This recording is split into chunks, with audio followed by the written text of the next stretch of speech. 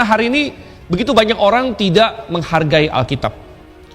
Begitu banyak orang menganggap ini sebagai buku yang usang, buku yang bahkan tidak berarti.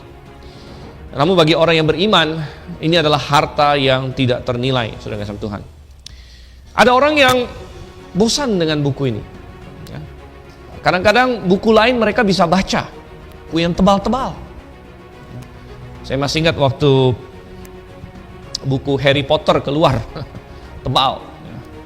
Apalagi bahasa Indonesianya muncul di Gramedia, ada yang ngantri bahkan beli. Berapa ratus halaman, bisa lebih dari 1000 halaman kadang-kadang. Dan mereka bisa baca itu terus. Nah, tapi kalau disuruh baca Alkitab, wah katanya, kok tebal sekali Pak? Tebal sekali. Apakah memang sedemikian tebalnya? Oh saudara yang kasih Tuhan, ini adalah harta yang berharga. 200-an ribu, itu harga, tapi itu bukan nilainya. Alkitab memiliki nilai yang tidak terhingga, katanya melebihi segala harta. Kok bisa? Kok bisa Alkitab memiliki nilai melebihi segala harta? Ini tergantung bagaimana kita memahami arti dan manfaat dari Alkitab. Kalau Alkitab hanya dijadikan bantal tidur, jadi tiap malam Anda bawa Alkitab ke kamar tidur, Anda berniat membacanya, tapi tidak pernah kesampaian. Dan kemudian itu diletakkan dan akhirnya Anda tidur di atas Alkitab. Tiap malam seperti itu. Saya katakan bahwa isi Alkitab tidak bisa berosmosis. Hanya karena ditaruh di kepala Anda tidak mungkin dia menyerap begitu.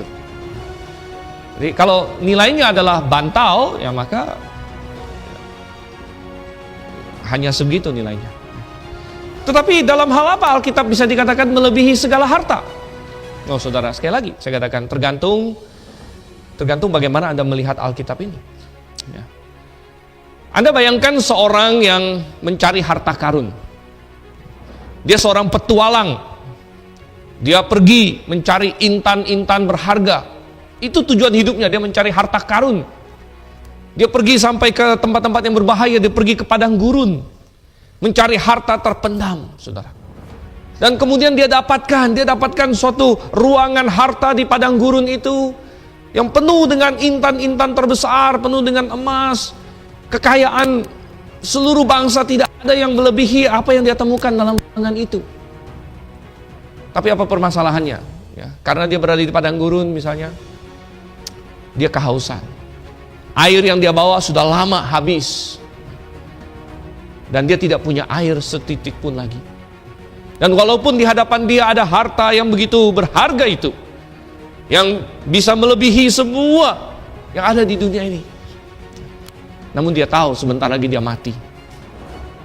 Dan tidak ada satupun dari harta itu yang sekalipun bisa dia pegang, bisa dia ambil, tidak ada satupun yang bisa membantu dia, tidak ada satupun yang bisa melepaskan dahaga dia. Dengan bibir yang pecah-pecah, otak yang sudah berkunang-kunang, tubuh yang semakin lemah, saudara. Kalau misalnya tiba-tiba ditawarkan kepada dia, apakah kamu mau semua harta ini saat ini? Atau di sini ada suatu kitab. Dan kitab ini berisi apa? Kitab ini berisi peta ruang rahasia yang hanya 10 meter dari sini, tapi ada rahasianya. Di sana Anda bisa mendapatkan air sebanyak-banyaknya. Udah nggak sama Tuhan? Ya. Mungkin dia akan bilang, saya akan pilih peta rahasia ini. Dan dia akan mendapatkan air sebanyak-banyaknya. Apalagi kalau ternyata setelah mendapatkan air itu, ternyata air itu mempertemukan dia dengan raja pemilik harta itu, yang kemudian akan berbagi itu dengan dia. Oh, saudara yang kasih Tuhan. Oleh karena itu, Alkitab ini adalah harta di atas segala harta. Sekali lagi, ini tergantung bagaimana kita melihat situasi kita. Kalau Anda tidak menyadari bahwa Anda dalam dosa, kalau Anda tidak menyadari bahwa Anda di dalam dunia yang akan binasa, maka Alkitab tidak terlalu berharga bagi Anda. Namun kalau Anda menyadari Anda seperti di padang gurun yang kekurangan air, dan di sini ada air kehidupan. 2 Timotius 3:15 berkata, dari kecil engkau sudah mengenal kitab-kitab suci yang dapat menuntun engkau kepada keselamatan. Apa yang paling dibutuhkan, saudara? Harta yang paling indah sedunia pun tidak akan bisa memuaskan dahaga. Atau misalnya Anda sedang di dalam lautan yang bergelora, ada badai yang begitu hebat.